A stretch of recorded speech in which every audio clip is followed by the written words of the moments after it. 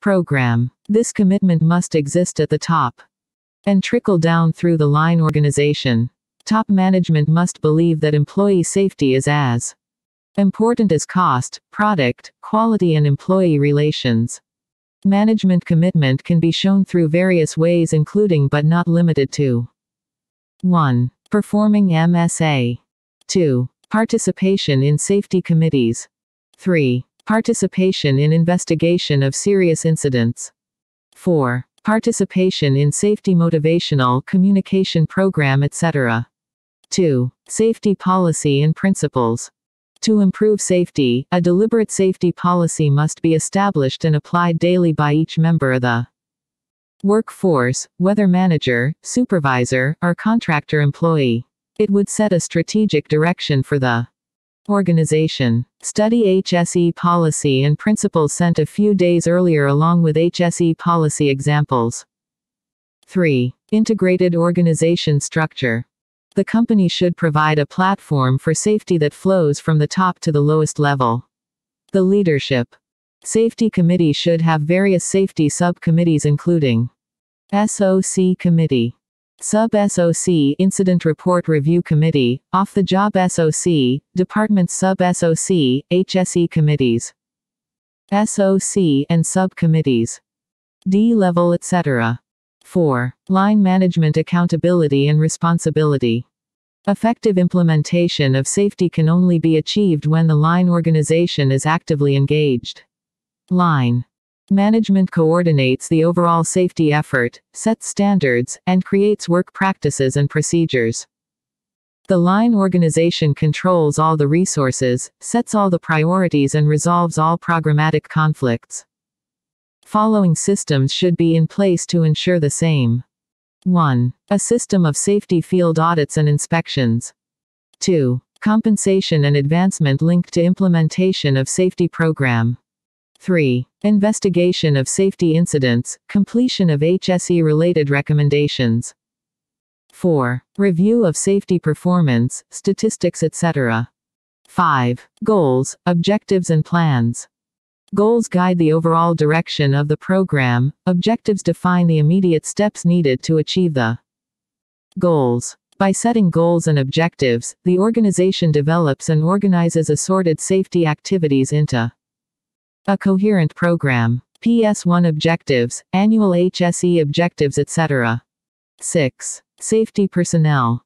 While responsibility for safety should rest with the line organization, safety personnel are important for the smooth discharge of that responsibility. HSE facilitates the overall safety effort. Major responsibilities includes: 1. Performing site audit. 2. Providing guidance to line management on safety, fire protection, etc. 3. Conduct training orientation of workers. 4. Assist in investigation of serious incidents. 5. Injury classification in accordance with OSHA guidelines. 7. Motivation and awareness. In a motivated organization, management is fully involved in the safety effort. Every employee is committed to good safety performance. There are two categories of motivation: external motivation and internal motivation. The best motivational method is to obtain employee involvement in the safety efforts. This involvement can be accomplished through committees, special activities, and participation in safety meetings.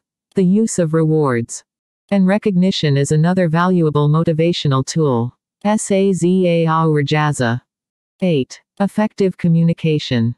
Safety communications are important. A high level of communication facilitates effective safety program. Communication includes developing a meaningful message, verifying that the message is understood. Essential features includes: 1. Management safety audit. 2. Training of new and existing employees. 3. Safety coordination meetings. 4. Public posting of safety policy statements. 5. Assessment of various communication programs. 9. Continuous safety training and development. Continuous safety training is important for all employees. Therefore, it should be directed towards the new employee, supervisory positions, and contractor employees. Training should include 1. Initial training of new transferred contractual employees. 2. Management staff training on effective safety management. 3. Job cycle checks. 4. Individual training need analysis. 10. Audits and observation. Field audits that focus on people working can prevent incidents by alerting workers and managers to an unsafe work habit or act before it causes an injury. Safety audits are line responsibility along with HSE. 11. Incident investigation and reporting.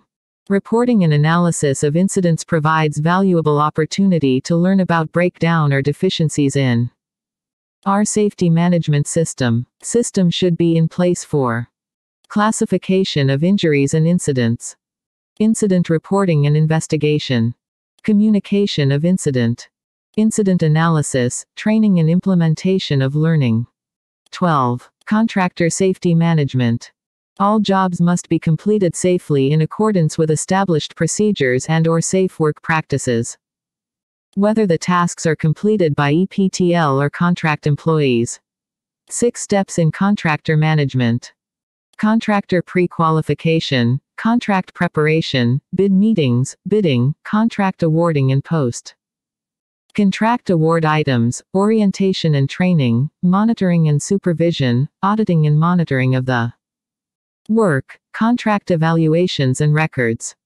13. Process safety information. PSI provides the foundation for identifying and understanding the hazards involved. The PSI package consists of the following parts: hazards of materials MSDS, process design basis and equipment design basis. 14. Risk assessment and process hazard analysis PHA. PHAs are used to identify, evaluate and develop methods to control significant hazards associated with high hazard processes. These hazards generally represent the potential for fires, explosions and/or the release of toxic materials. PHAs must be done in the following cases. 1. New facilities. 2. Existing facilities, cyclical reviews. 3. Mothballing a process facility. 4. Dismantling a process facility. 15. Procedure and performance standards. Standards of performance include such items as rules, procedures, and design criteria that specify how activities are to be done. Without written standards, people are left to determine their own methods for performing work. These may not always be safe and productive. 16. Management of change facilities. EPTL believes that the plant is designed as per standard engineering practices.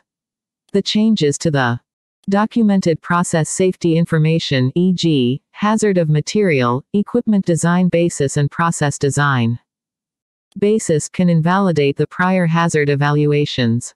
Similarly, the subtle or temporary changes can lead to catastrophic events. Therefore, these changes must be made in such a manner that safety, integrity of the plant and environment is not compromised. 17. Management of change technologies.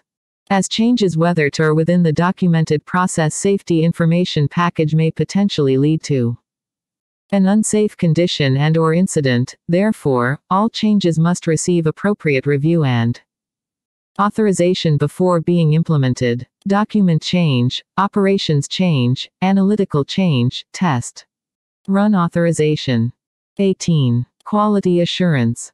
Quality assurance QA program is a systematic way to ensure that safety-critical SC process equipment is fabricated in accordance to design specification, transported, assembled and installed properly. A typical quality assurance QA program shall include following: written quality control QC procedures regarding the fabrication stage for equipment, appropriate checks and inspections to ensure that SC equipment is installed properly, inspections of SC equipment carried out in the vendor's shop during fabrication. 19. Pre-startup safety review. Pre-startup safety review (PSSR) provides a final checkpoint for new and modified equipment to confirm that all appropriate elements of process safety management have been addressed satisfactorily and the facility is Safe to start up. 20. Mechanical integrity. A comprehensive mechanical integrity (MI) program is necessary to ensure that the system integrity to contain the hazardous substances is maintained from the time of initial installation and throughout the life of the facility. MI addresses such topics as following. 1. Equipment tests and inspections, predictive and preventive maintenance. 2. Reliability engineering. 3. Maintenance procedures. 4. Quality control procedures. 5. Training and performance of maintenance personnel. 21. Management of change personnel. People are the essential part, therefore it is important to maintain a minimum level of specific direct process experience, knowledge and skill in managing the process safety. 22. Emergency planning and response. In-depth planning for potential emergencies is essential for ensuring effective response by site personnel. This includes the mitigation of the impact on personnel, environment, facilities and prompt control of the emergency. The following site emergency planning and response activities shall be included. A written emergency action plan. An emergency preparedness program. Training of personnel on emergency plan. A documented public affairs plan for emergency management.